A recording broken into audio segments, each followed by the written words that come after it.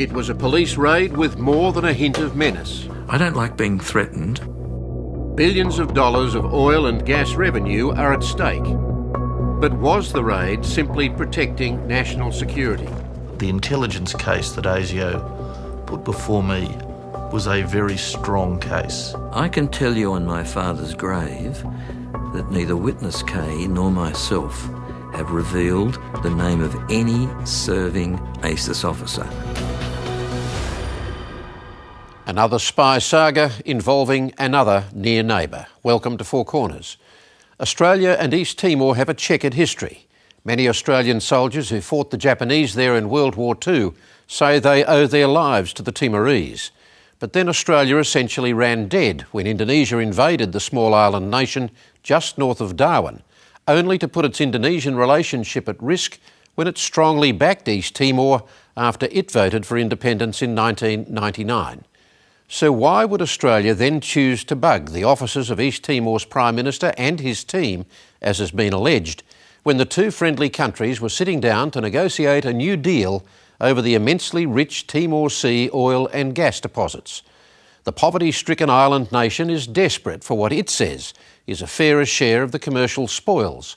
And after learning of the espionage and Australia refused to come back to the table, East Timor sought international arbitration at The Hague on the grounds that Australia had not negotiated that deal in good faith by spying on East Timor's negotiators. Then, last December, ASIO agents and Australian Federal Police raided the home of a former Australian intelligence agent whose evidence is central to East Timor's case, and a Canberra lawyer acting for both. This story from Marion Wilkinson.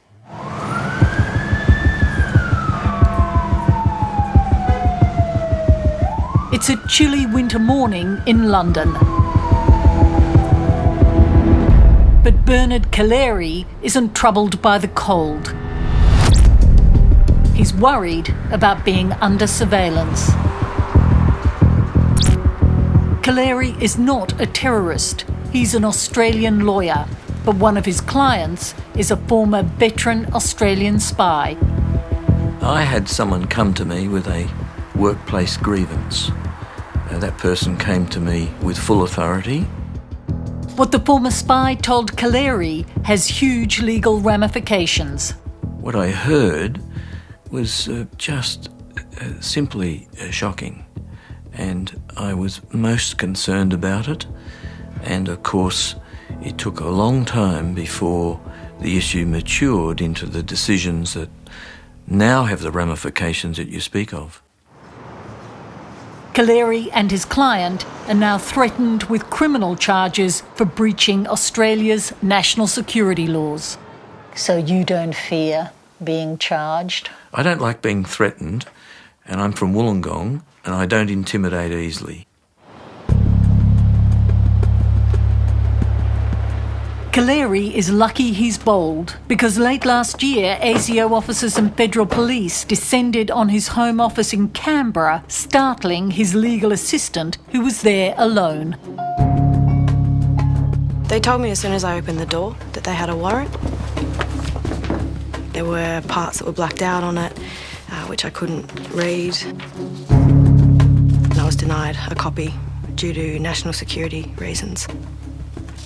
What was the clearest statement they made to you as to why they were doing this raid on your employer?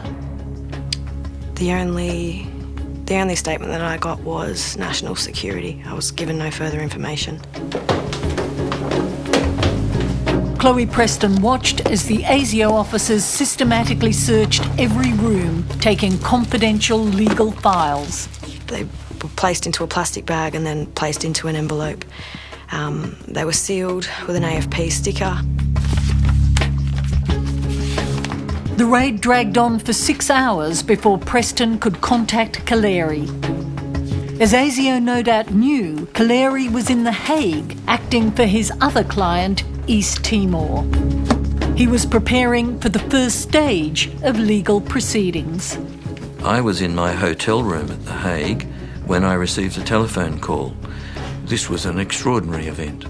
I mean, they went straight to my East Timor binders and spent hours going through ring binder after ring binder.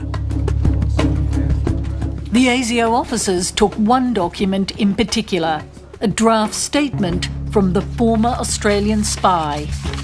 Codenamed Witness K, he was set to be a witness in the East Timor proceedings in The Hague.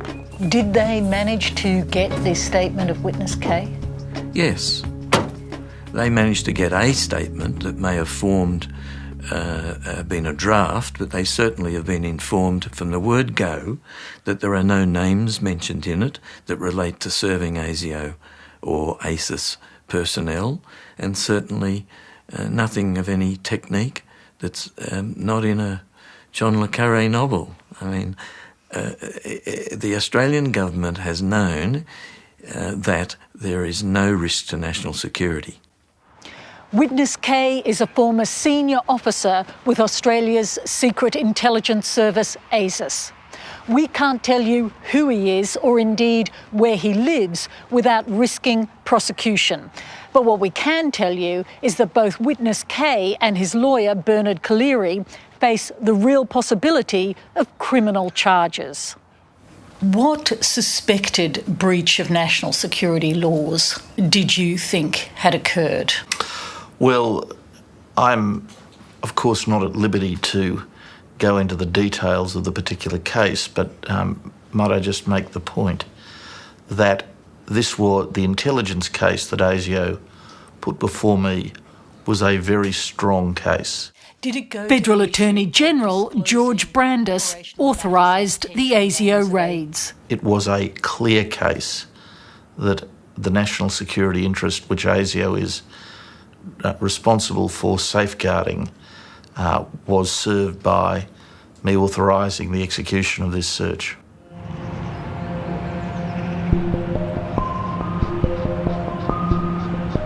The legal proceedings with the Permanent Court of Arbitration in The Hague triggered the intense security response over Witness K. What are you expecting today? More justice. Last year, East Timor's lawyers, including Collaery, approached the court saying an 80-year-old maritime treaty with Australia should be torn up. The reason? Australia had spied on East Timor's negotiators at the time the deal was done. At stake is billions of dollars worth of oil and gas deposits in the Timor Sea.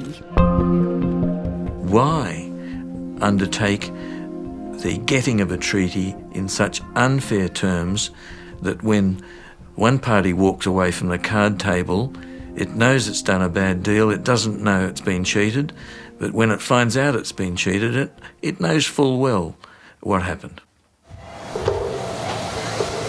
Witness K knew firsthand about the spying operation on East Timor's treaty negotiations.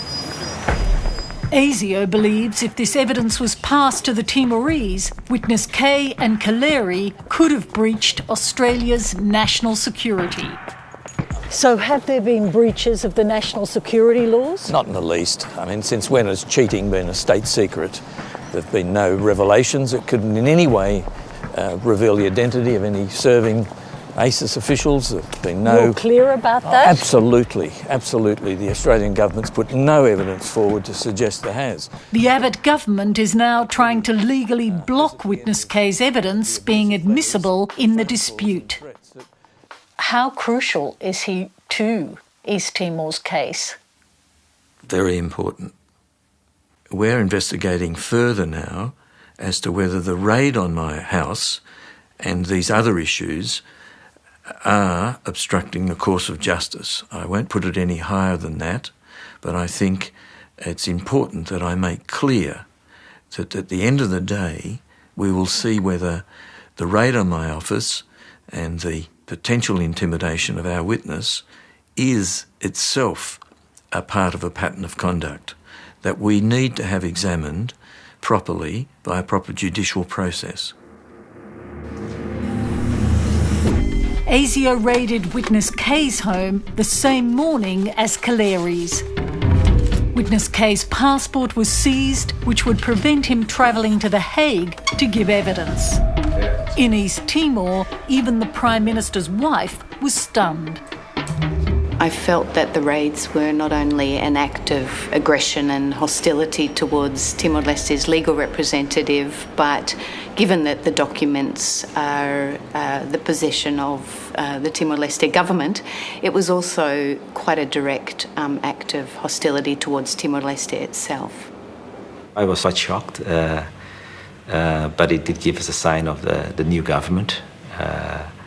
We're upset that a raid did take place and documents were seized. East Timor took Australia to the International Court of Justice, the ICJ, over the ASIO raids in January. Good morning. Please be seated.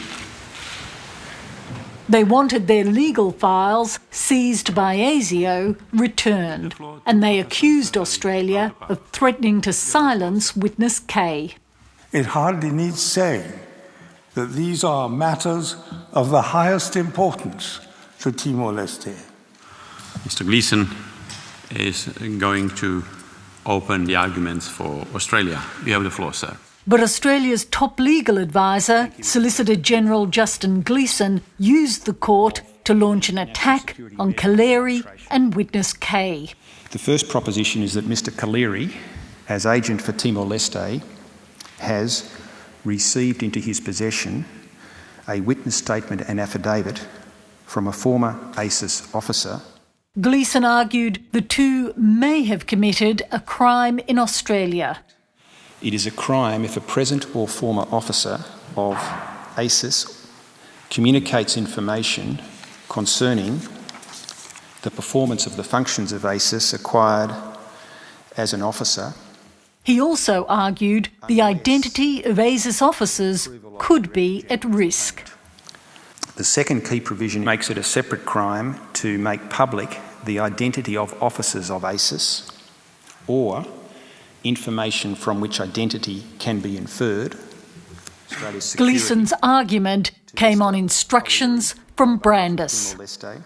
All propositions or arguments advanced by Australia in the ICJ proceedings were advanced by the Solicitor General on the instructions of the Australian government, and those instructions came immediately through me.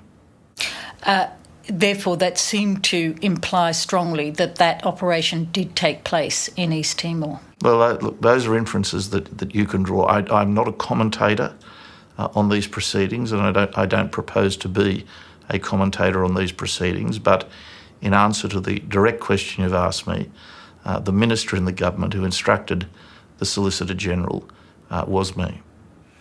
Any breach of Australian law... Kaleri was furious. I can tell you on my father's grave that neither witness K nor myself have revealed the name of any serving ASIS officer. And I'm not going to use cute words. The short answer is the proposition was nonsense and it was a low act, and it was something I won't forget and I expect an apology for in due course. 2 weeks ago, the International Court of Justice made a provisional order that Australia did not have to return the legal files seized in the ASIO raids. Please be seated. But Australia could not use them against East Timor. The sitting is open. The judges also made another extraordinary order. By 15 votes to 1, Australia shall not interfere in any way in communications between Timor-Leste and its legal advisors. In effect, they told Australia not to spy on East Timor and its lawyers in any maritime negotiations between the two countries. I declare the sitting closed. It was a victory for the East Timorese because fighting the maritime boundary dispute with Australia is their main game. We basically asked the question, what is ours? If it's ours, then it's ours. And who should determine what is ours? And for us, it's very simple, international law. Looming large over Dili Harbour, a giant statue of Jesus stares out to the sea. a gift from Indonesia's President Suharto during the brutal occupation of East Timor by his troops. Timor seas were carved up for their oil and gas reserves during that bloody occupation.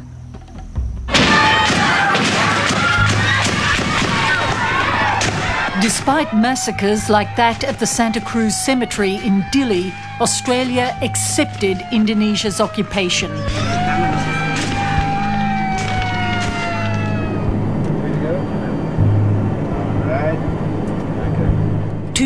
Earlier, in 1989, then Foreign Minister Gareth Evans signed the Timor Gap Treaty with his Indonesian counterpart, dividing the oil and gas wealth in the Timor Sea between Australia and Indonesia. Sit down. Now, where's the champagne?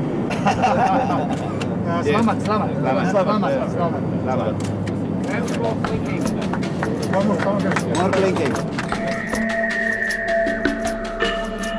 Under the treaty, East Timor was left without maritime boundaries, the Timor Gap. Instead, Australia and Indonesia created an oil and gas zone of cooperation to share the wealth. It ignored East Timorese calls for the maritime boundary to be at the halfway or median line with Australia. The treaty was condemned internationally. It was the view of the UN mission that the treaty was illegal because Indonesia did not have title to East Timor. Its occupation was illegal.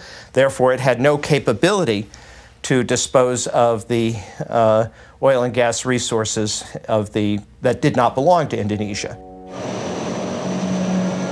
In 1999, Australia was forced to rethink the treaty when the East Timorese achieved their independence.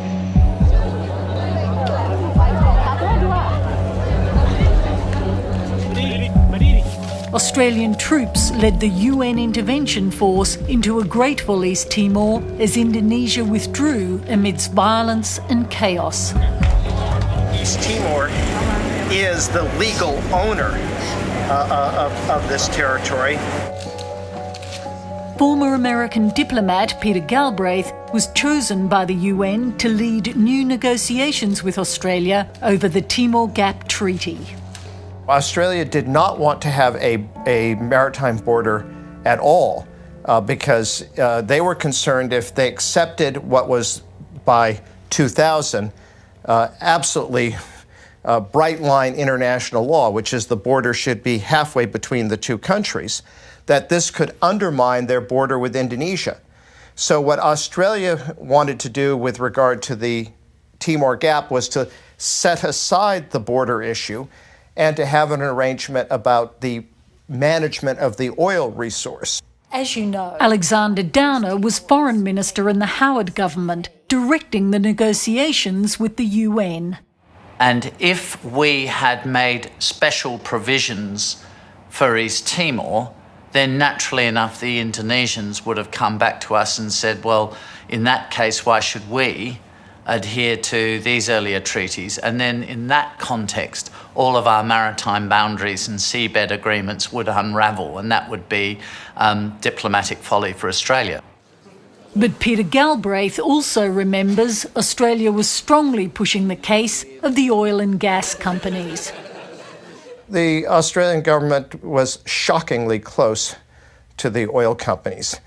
And this I saw most dramatically. At the beginning, when I went down, I saw Foreign Minister Downer and I presented the East Timor position. We were close to all stakeholders, and we would have been derelict in our duty had we not been. Galbraith was working for the United Nations. That's a different thing. The United Nations doesn't have an oil company. Of course, when we're involved in negotiations, we maintain contact with Australian companies. The Australian government isn't against Australian companies, or if it is, it's derelict in its duty. The Australian government supports Australian business and Australian industry. The Australian government unashamedly should be trying to advance the interests of Australian companies. Viva Timor Leste! In May 2002, East Timor officially celebrated its independence. John Howard, you are a friend of East Timor. Your support to our small nation is invaluable. Desperate for income, East Timor signed a new Timor Sea Treaty with Australia to get the gas money flowing. But the tough arguments over a maritime boundary and who owned what were put on hold. In 2004, East Timor's first Prime Minister, Mari Alkatiri, made a fresh attempt to negotiate the maritime boundary with Australia. He hired Peter Galbraith as East Timor's lead negotiator. Despite a show of ceremonial friendship, the talks between Australia and East Timor were hostile. Alkatiri bluntly accused Australia of plundering the oil and gas in the Timor Sea. Timor Leste loses $1 million a day due to the Australian unlawful exploitation of resources in the disputed area. Timor Leste cannot be deprived of its rights or territory because of a crime. Thank you. The response from Australia at the time was indignation. I think they've made a very big mistake thinking that the best way to handle this negotiation is trying to shame Australia, is mounting abuse on our country, accusing us of being bullying and rich and so on, when you consider all we've done for East Timor. The Australians were faced with a dilemma, which is that they were obliged under international law to negotiate in good faith for a maritime boundary, but they didn't actually want to have one. Our argument has been the more traditional argument in relation to international maritime law, that you take into consideration the continental shelf and a whole range of other factors, by the way. So it isn't simple. It's a fairly complex formulation that had been used, had been agreed to by Indonesia, and we didn't want to change that formulation. At stake in the 2004 maritime boundary talks was the biggest oil and gas field ever discovered in the Timor Sea. It's called Greater Sunrise. So the Greater Sunrise here, and we have expert opinion that there's a pretty good chance that all of Sunrise would fall under Timor-Leste's jurisdictions. Petroleum Minister Alfredo Perez was advising East Timor's government back in 2004. The arguments were the same as they are today. Who owns the estimated $40 billion Greater Sunrise field? East Timor or Australia? And the critical boundary that everyone talks about in this is what's called the eastern boundary. Is that right? That's right. That's a part because it involves the big field. A joint petroleum development area was in place in 2004, shared between East Timor and Australia. Greater Sunrise lay 20% in that area and 80% in Australian waters. East Timor argued a fair reading of international law would not only put the maritime boundary south to the median line with Australia, it would also critically push the boundary east, putting most, if not all, of Greater Sunrise into its territory. And what's your view on Greater Sunrise? It belongs to Timor-Leste, all of it. So from the top of the agenda, back in April 2004, Peter Galbraith and the East Timorese negotiators pushed their case hard. Nunu will outline the legal case. Within weeks, their talks with Australia were bogged down in acrimony. Four Corners now understands this is when the Australian government decided to launch the top-secret bugging on East Timor's Prime Minister and his negotiating team. It's like a burglar. It's like the Watergate in the famous case in the U.S. that brought down Richard Nixon. You know, when you actually break into somebody's office and you plant a bug, that's a kind of a true intrusion that is, it feels different certainly than if you're listening to somebody's cell phone or intercepting their their email. The operation to bug the inner sanctum of these government offices here in Dili directly involved Witness K and a team of ASIS operatives. East Timor's negotiators now believe that spying operation gave the Australian side in the talks a big advantage. Four Corners understands Australian intelligence agents were able to install the bugs in the Palace of Government, right inside the Prime Minister's conference room while it was being renovated under an Australian aid project. What would be the most valuable thing for Australia to learn is what our bottom line is, what we were prepared to settle for. There's another thing that gives you an advantage. You know what the instructions the Prime Minister has given to the lead negotiator. And finally, if you're able to eavesdrop, you'll know about the divisions within the East Timor delegation. And there certainly were divisions, different advice being given. So you might be able to lean on one way or another in the course of the negotiations. It's believed the four ASIS agents stayed in this floating hotel in Dili Harbour after they entered East Timor with false identities, and the Prime Minister's meetings were monitored from here when negotiations resumed in Dili in October 2004. We also understand Australia's embassy in Dili was directly involved in the operation, feeding the product of the bugging to the Australian side. It is the sort of thing that you would expect from the Soviet Union.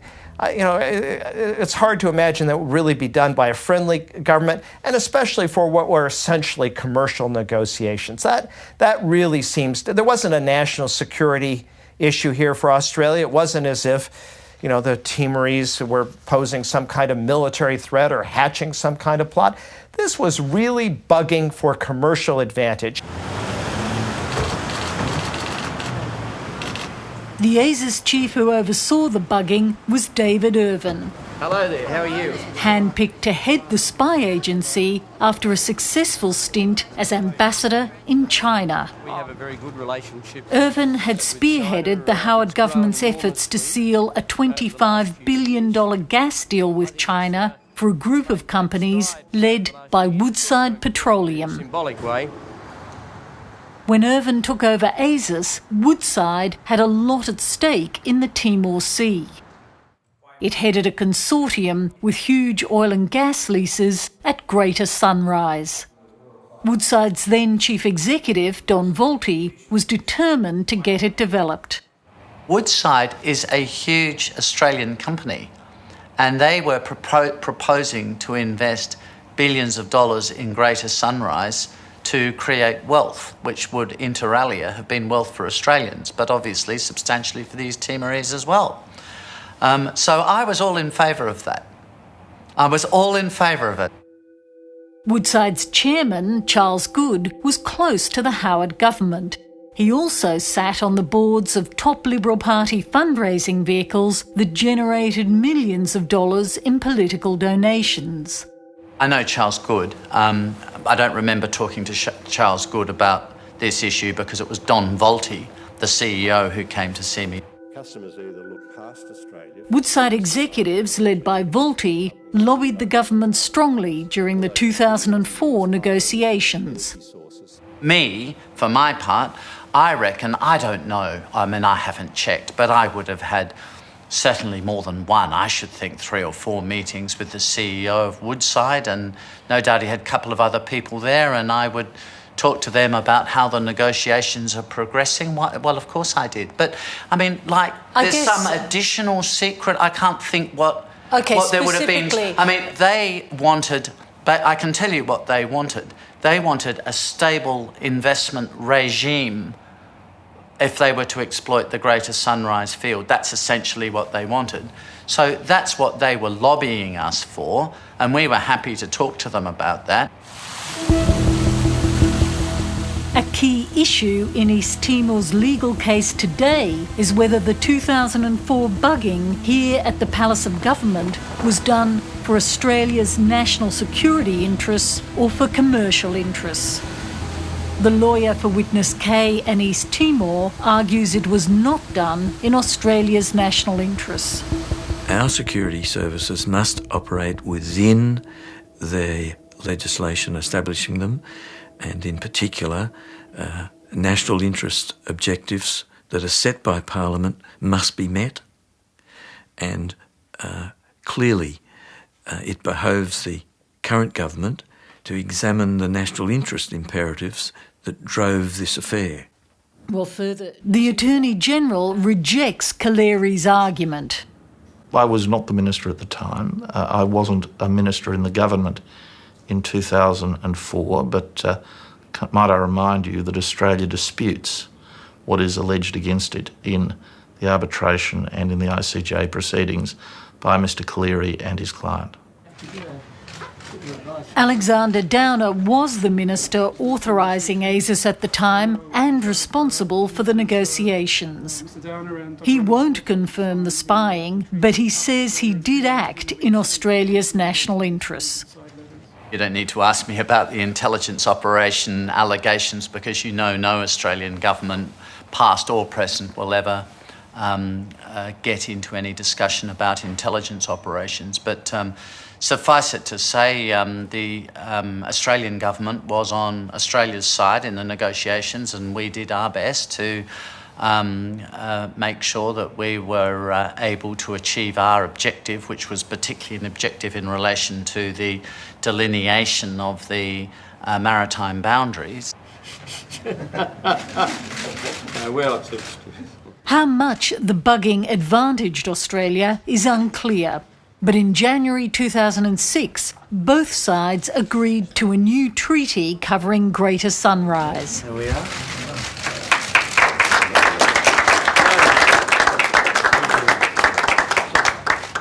Well done, Alexander. Well done. Well, very significant moment, but we might say something to the media about it. That concludes the signing ceremony, ladies and gentlemen.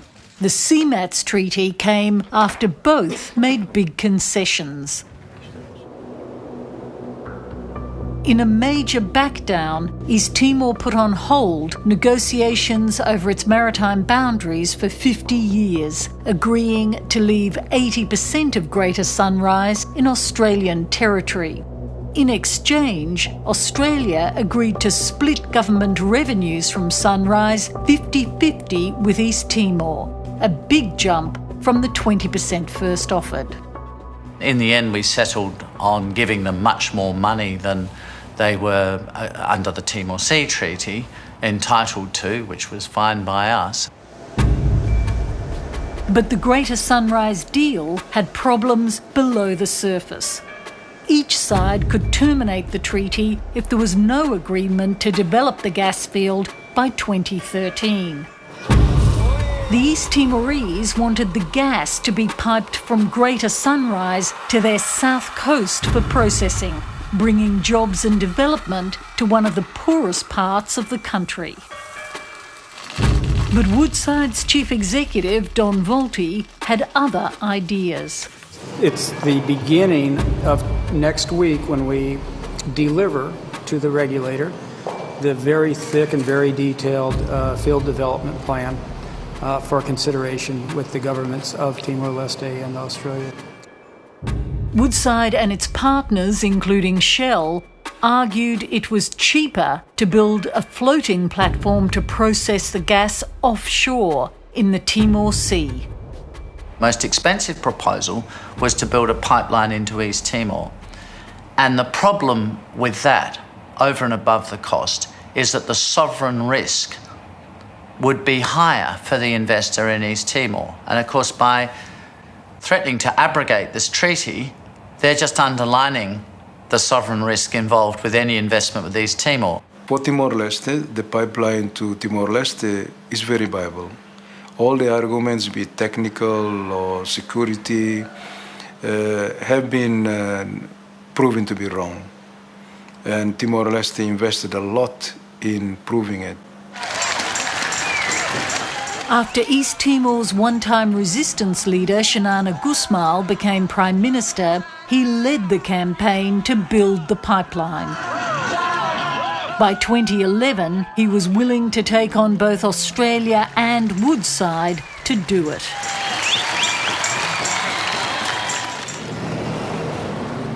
With billions at stake, Woodside hired a high-profile lobbyist, former Foreign Minister Alexander Downer. Australia's ambassador in Dili set up a meeting with Gusmaul, saying Downer wanted a courtesy visit. I mean, I wasn't lobbying them. I just asked them where their thinking was. Downer had a message from Woodside's CEO saying the company would offer lots of development money if East Timor dropped the pipeline. But Gusmaul was unmovable. I could see that politically he was really wedded to this idea, and he wasn't too interested in the floating LNG plant or the pipeline to Australia. So, I mean, I think basically, by the way, I think it's because of this that the East Timorese have started to get into changing their whole approach to the CMATS treaty. Everyone knows it, and it's freely admitted to by representatives of the Timor Leste government. It's known in the private sector. It's no secret. This is a particular campaign solely driven by Prime Minister Gusmaul. Timor-Leste's leaders not only feel that it's within their rights, but that they have a duty actually to look again at that deal and see whether or not it couldn't benefit more significantly. Bernard Kaleri, as East Timor's legal advisor, sought out new ways to challenge the CMATS treaty. He consulted prominent UK barristers, including Sir Elihu Lauterpacht. They told him Australia's bugging of Timor's negotiators back in 2004 could invalidate the CMATS treaty by proving Australia had not acted in good faith at the time.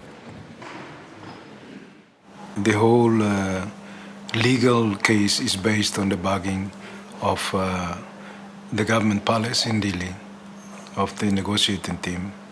It's entirely the witness case statement, no other statement that all names are included.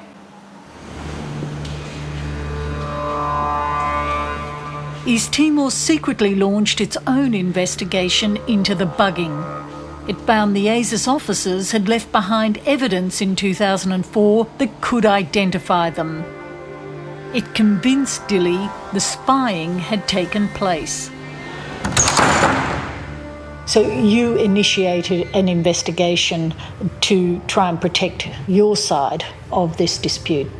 Yes, we heard that the people were here back in those days, and it doesn't take a genius to work it out that they did not swim over. Those names are there. We don't want to put them at risk. In December 2012, East Timor dropped its legal bombshell on Canberra. In a confidential letter to Prime Minister Julia Gillard, Xanana Gusmaul said the CMATS treaty was invalid because Australia had secretly eavesdropped on the private discussions of his predecessor and his advisors in 2004. I went to Timor-Leste early in 2013 to try and kickstart negotiations again to get it back on an even playing field. Martin Ferguson was Gillard's resources minister at the time. I said to the representatives of the government at the time that if you're not careful, that opportunity is going to pass you by. Sunrise will be stranded. And I must say, unfortunately, that's my view as to where it's at.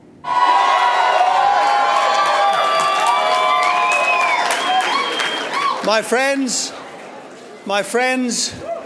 thank you so much. I can inform you that the Government of Australia has changed for just the 7th time. When Labor was swept from office by Tony Abbott last year, the deepening dispute with East Timor was handed over to the new Attorney General. And we had a rather senseless intervention then from the Attorney General. No, you put a proposition to Mr Irvine that was false. George Brandis was briefed on the crisis by David Irvine, the former head of ASIS who'd signed off on the East Timor bugging operation in 2004. Irvine is now the head of ASIO, the domestic spy agency. He advised Brandis to issue the warrants for the raids on Kaleri and Witness K.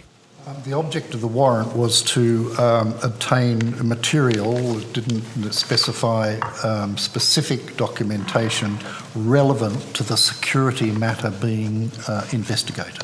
Okay. But Brandis insists Irvine had no conflict of interest when he gave his advice. I'm entirely satisfied. In fact, I have never had any doubt at all that Mr Irvine was exercising his powers and discretions in seeking this warrant to protect the interests that he was required by his office and by the Act to protect. But under administrative law, if he had a conflict of interest, shouldn't he have stood aside? Well, you've suggested to me that he has a conflict of interest, and I don't agree with you. More generally, you should know. Neither Brandis nor Irvine would explain what was behind the warrants at a recent Senate hearing. Neither confirm nor deny. But in its legal response to East Timor, the government is alleging Witness K and Kaleri may have disclosed highly classified secrets. Did it go to the issue of disclosing operational matters and potential names of agents or former agents? Well, again, I just can't disclose what the particular grounds were, but let me make this point. It has been said that this was to do with the Australia-East Timor dispute over the oil and gas field in the Timor Sea. That was not the purpose or the ground on which the warrant was sought. Our plan is still... Kaleri rejects the notion Witness K, a decorated veteran, is a whistleblower at large. This is no Snowden affair. There are no revelations to come beyond the fact that this eavesdropping operation took place. It's been properly controlled, and there is a coherence of interests by both parties in having this conduct found to be unlawful. And in saying that, Witness K is completely comfortable with how you have acted in this? I must not discuss Witness K's issues in this interview. I can't do that. East Timor's senior minister says no Australian agent has been put at risk. No. Our government is conscious of the legitimate concern of Australia about national security and protection of its agents, and the government of Timor Leste will not do anything to jeopardize that.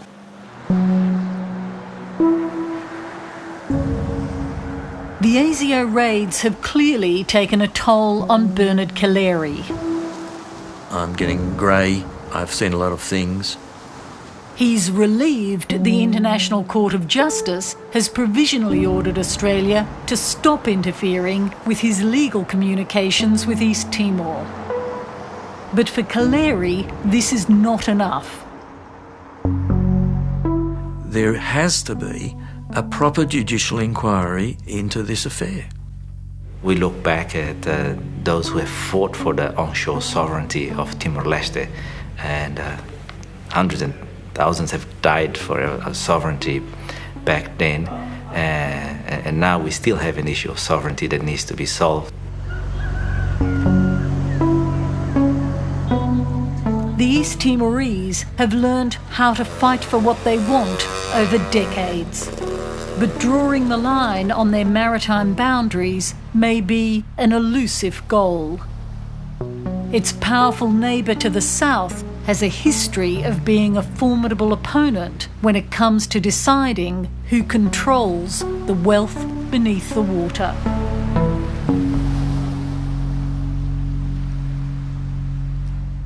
The international arbitration between East Timor and Australia over the maritime boundaries is due to begin in The Hague in September. But already, according to one well-placed source, Australia has sent a blunt diplomatic message to East Timor that the relationship will suffer as a result of their actions. Next week on Four Corners, the scandal that's engulfing the National Gallery of Australia and the international trade in looted antiquities. Until then, good night.